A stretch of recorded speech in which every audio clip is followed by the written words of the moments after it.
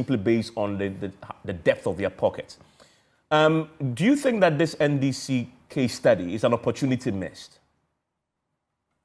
Good evening to your viewers, Evans. I think, yes, it's an opportunity missed. They could have done something better with how the situation happened.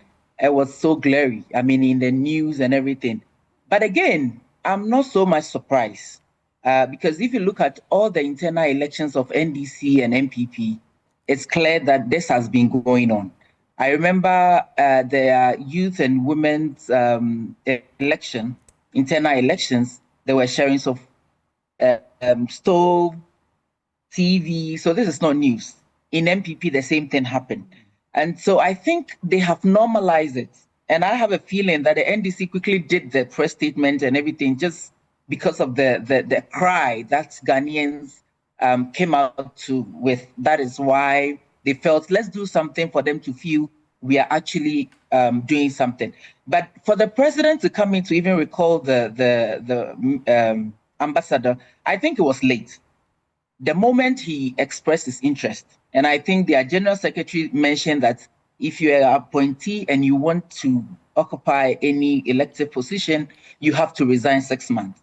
And so if the president really wanted to say that the reset agenda, you can forfeit serving the country and pursue your personal goals. So immediately you express your interest, we recall you. And so if you look at all these things, I think it was just to cover up and just to make us feel that they are doing something. But in essence, it's something that has been with them for a very long time. And all the political parties, strangely, even the smaller ones, PNC, CPP and all that, they still pay, they all pay. And it's shameful that delegates are willing to take 10 cities, 5 cities, 20 cities just to elect their leaders. And for me, from a gender perspective, I look at it as a place of just making our democracy not inclusive enough, because we can agree to it that the political party are the main gateway to access public office. And so if the people who are supposed to safeguard our democracy are not practicing the tenets of the principles of democracy within their system, it becomes a problem. You know that the women, the young people, persons with disability are not kind of people who are easily accessible to financiers and say, we can finance you. The godfathers are willing to bend their monies on these women. And so if they can't contest as branch executives because they do not have money, if they can't contest as constituency executives, regional executives, you look at the statistics, they are national executives. How many women contested? Because they do not have the kind of money. And I think Honorable Betty Modidrisu mentioned the fact that when she wanted to contest as a national chairman, the amount of money she needed, and because she has to go around and you are meeting delegates, giving them money. So this has been something that both parties have been doing. And it's in a way inhibiting some of us. I mean, even you were at our meeting last week or so where one of the women mentioned to contest as a woman organizer, she had to spend over 500,000 Ghana cedis. And you could see, you could tell, where is she going to get the money from? Yeah. And how would other people, younger people, be able to contest? So you look at the youth organizers of the political parties, they are all over the age.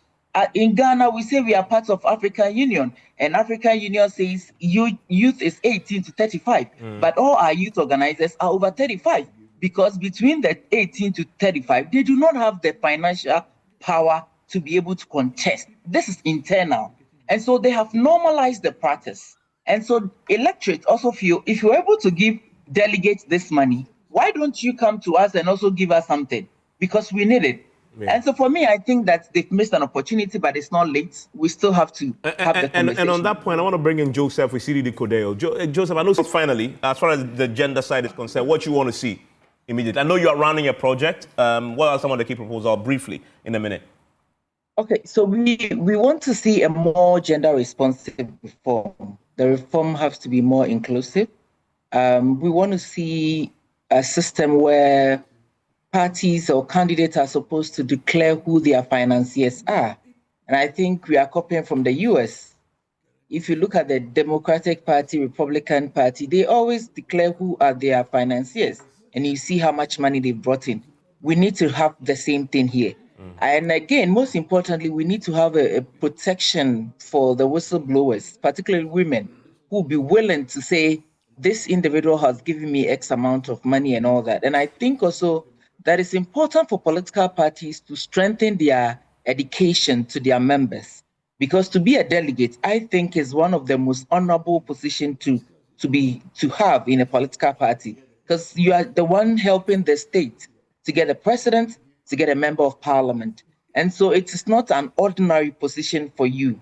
And so I think the parties need to, intensify their education. I know the NDC have their Social Democrat Institute, and MPP also trying to do Dankwa Institute and stuff like that. But the education have to go on, and the kind of delegates that they also select, so that we move the conversation from money to what can you do, how best can you serve the country to make us, your HR people, which is the delegates, proud that you are doing the work that we need. Yeah. And again, when we are able to select good leaders, that's where we have people are going to have jobs. So if you're having employment, you are making money of your own. Human dignity. You don't need to be induced to make decisions based on a motorbike or 10 CDs or TV or anything. Yeah. And so for us, that's what we want to see. Thank you very much, Joseph, and I'm grateful. This is a conversation.